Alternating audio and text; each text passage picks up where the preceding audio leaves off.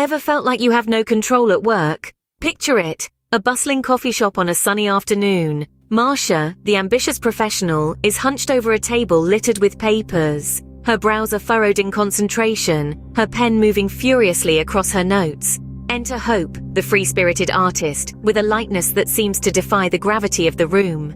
"Just another manic Monday," she sings, until she spots Marcia's stressed expression. Concern etches her face as she asks, "Whoa, Marcia, what's the emergency? Tax season hit early this year." Marcia sighs. "Worse, my boss just dumped a new project on me with an impossible deadline." Faith, the tech wizard with a chill demeanor, slides into the booth, her attention split between the conversation and her phone. She empathizes. "Ugh, project deadlines, the bane of my existence." Then Christabel, the supportive nurse, joins them, her gentle smile masking the worry in her eyes. "Sounds like a case of workplace stress. You all okay?" "Okay? Far from it." Marcia feels like she's drowning in spreadsheets. Hope's gallery deadlines are breathing down her neck, and Faith's code is threatening to revolt. It's not just the workload, it's the lack of control. Like zero say in how they do their jobs. Faith looks up from her phone. "Preach, Hope. My boss micromanages every line of code, makes it impossible to be creative." Marcia adds, "And mine keeps changing priorities on a dime. It's like building a sandcastle in a hurricane." But they're not giving up. They brainstorm solutions, ways to communicate their need for more autonomy to their bosses. Like Marcia suggesting a project planning meeting to discuss deadlines, or Faith proposing a trial period with less micromanagement. Hope could even suggest a collaborative brainstorming session with the gallery owner. Together they toast to taking back control and crushing their deadlines. They part ways, each with a newfound determination to conquer their respective work challenges. Marcia dives back into her work, the stress lines on her face replaced with a look of resolve. It's not just the workload, it's the lack of control, like zero say in how we do our jobs. "So, what can we do? Besides, drown ourselves in caffeine?"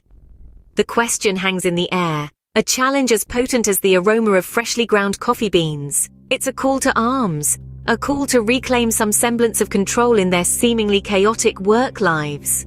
The friends, each from diverse professional backgrounds, engage in an animated brainstorming session. They realize that the common thread binding their stressors is the lack of control they feel at work. And as they sit there amidst the comforting hum of the coffee shop, they begin to devise strategies to regain that lost control.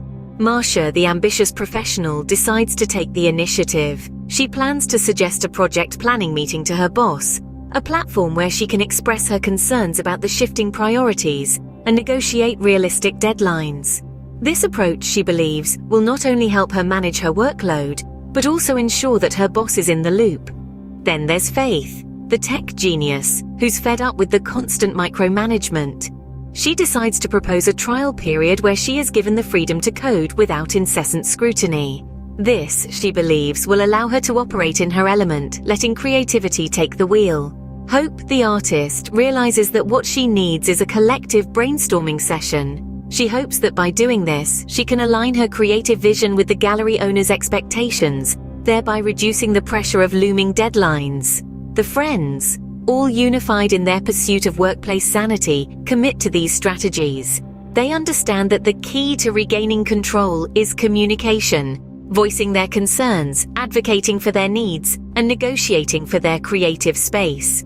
As they raise their mugs in a toast, there's a perceptible shift in their demeanor. Their faces reflect a newfound determination, a sense of empowerment. Their mantra is simple yet powerful: to taking back control and crushing these deadlines. They are ready to face their professional challenges head-on, armed with their strategies and the unwavering support of their friends. "Speaking of deadlines, I got a jet. Gotta unleash my inner Picasso on that canvas," Hope announces, her eyes sparkling with determination. The others echo her sentiment, each ready to face their respective challenges head-on. "We're not just colleagues in the grind, we're comrades in the struggle, right?" Faith quips, her fingers already itching to wrestle with rebellious code. The sentiment resonates with the group, a shared acknowledgement of their unified pursuit. Marcia, a vision of ambition and resolve, raises her mug in a toast. To tackling workplace stress together, to communicating effectively with our bosses, and to fighting for our creative space. Their mugs clink in solidarity, the sound a rallying cry against the pressures of their professional lives. As they prepare to leave, their commitment to regaining control is palpable. Christabel offers one last piece of advice, a gentle reminder of their shared strength. Just conquer it with a smile, Marcia.